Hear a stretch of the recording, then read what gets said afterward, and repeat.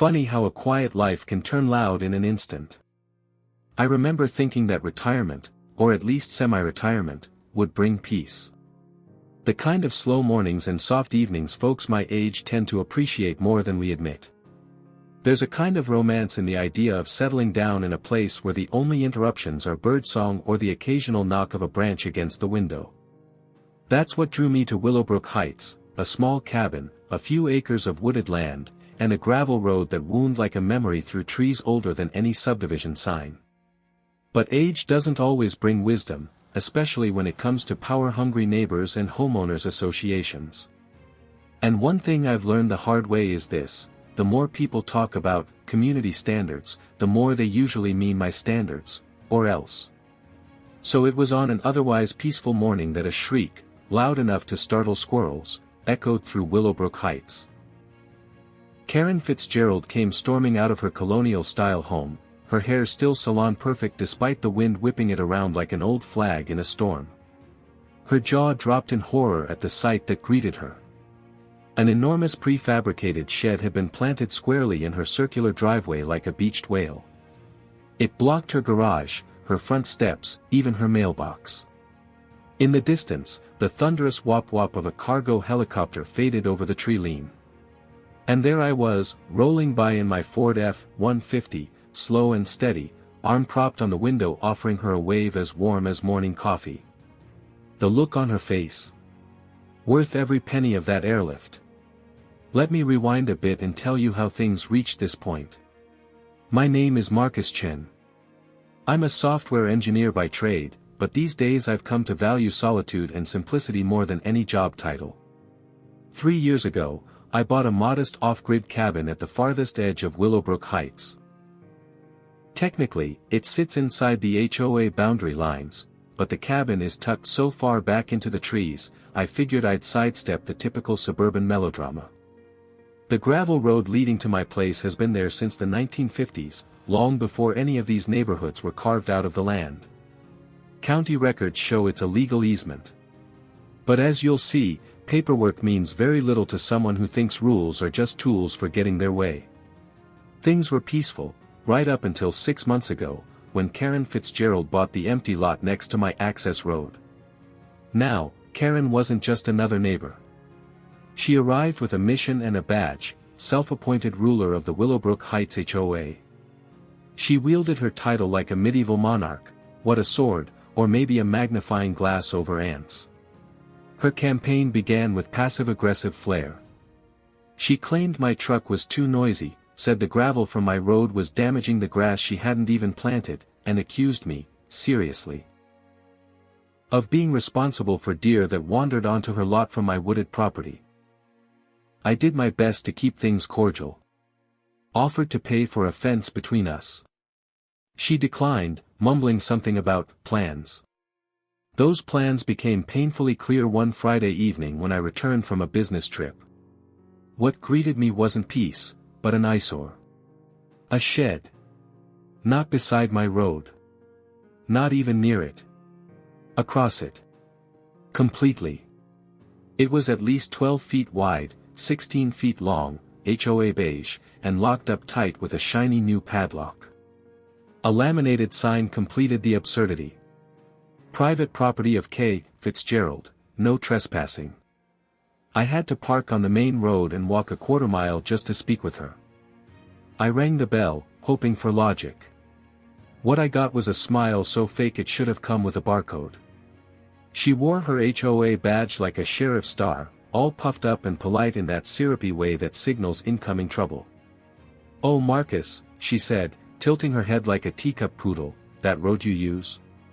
Never approved by the architectural committee. It's technically an unapproved structure. My shed is well within my property line. You'll have to find another way." I explained the easement, how it predates the subdivision, how it's legally documented.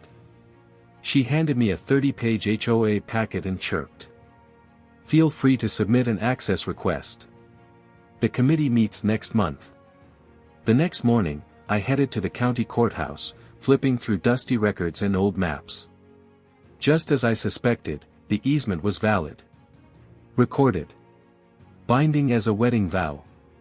I thought that would be enough. It wasn't. At the next HOA board meeting, I made my case. Brought documents, maps, even aerial photos from the 60s.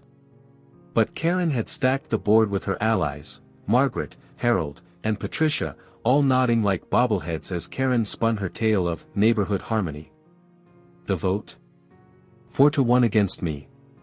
Only Tom Pearson, the lone voice of reason, sided with the law. Defeated but not finished, I turned to Rebecca Martinez, a sharp property lawyer with a reputation for dismantling nonsense. She reviewed my paperwork and nearly cackled. This is the clearest easement case I've seen in 20 years. We could have taken it to court, but Rebecca found a better tool, County Code Section 47.3. It allows non-destructive removal of an encroaching structure at the expense of the encroacher. When I asked what that meant, Rebecca just smiled. If you don't damage it and you put it back on her land, you're golden.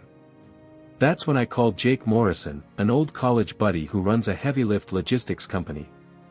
He specializes in weird moves, historic cabins, industrial HVAC units, you name it. I explained the situation. He laughed so hard I thought he might fall out of his chair. Jake's team came, measured the shed, filed permits, coordinated with the FAA. By Saturday morning, we were ready. At 6 a.m., his trucks rolled in. By 7:30, the rhythmic thrum of helicopter blades signaled go time. A massive Sikorsky S-64 sky crane appeared over the trees. Karen came flying out of her house, screaming like we were invading Normandy. Rebecca stood calmly, holding a thick folder of permits and legal documents. "Ma'am," she said over the roar, "this is a lawful easement enforcement. Your shed is being returned to your property." Karen's screams vanished into the rotor wash as the shed lifted into the air like some absurd airship. Neighbors stood on their lawns filming and cheering. The pilot, ever professional, set the shed down in Karen's circular driveway. Dead center. Garage, blocked. Fountain, blocked. Mailbox, obliterated. Karen was speechless.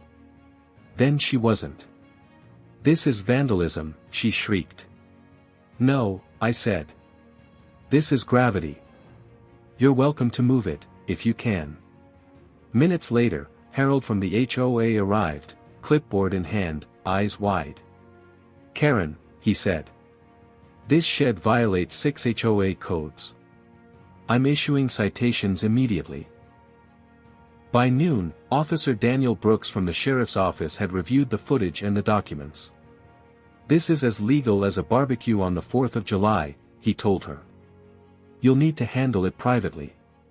By evening, the footage had gone viral. #HelicopterJustice became a trending tag. Karen tried to defend herself in a news interview and only made things worse. That night, the HOA held an emergency meeting. The room was packed. Story after story poured out, neighbors she'd fined, children she'd scolded, flags she'd banned. Tom Pearson motioned for a vote to remove her. It passed unanimously. Her reign was over. Turns out she never pulled permits for the shed. County inspectors slapped her with even more fines. Contractors refused to touch the job, afraid of the publicity. One finally agreed to dismantle it. For $8,000. The icing on the cake. Her employer caught wind of the fiasco. As a compliance officer, her actions weren't just embarrassing, they were a liability. She was placed on administrative leave. Last I heard, she was let go. I had my road repaired and upgraded. A few boulders now line the path, just in case she ever gets creative again. The new HOA board started repealing Karen's worst policies. Suddenly, the neighborhood felt like a community again. Karen's house went up for sale 6 months later. The new couple asked about the strange mark on their driveway. We all just smiled. Someone had spray-painted "no-fly zone" in permanent road paint across the concrete. It never fully came off. That circle became a local legend, a symbol of poetic justice. I had the moment professionally photographed, the shed midair, Karen frozen in disbelief, wind tearing through her robe. Beneath it, a brass plaque reads, "Sometimes the high road takes a helicopter. It never fails to make visitors laugh." In the end, Karen paid dearly. $45,000 in fines. $20,000 in legal fees. $8,000 in removal costs. Her HOA thrown. Her job. Her reputation. The last time I saw her, she looked small. Tired. No longer the queen of the cul-de-sac. And me? I got my peace and quiet back. And one hell of a story. If you enjoyed this story of HOA justice and suburban revenge, don't forget to like the video and subscribe to the channel. There's plenty more neighborhood drama, creative payback, and real-life twists coming your way. You won't want to miss what happens next.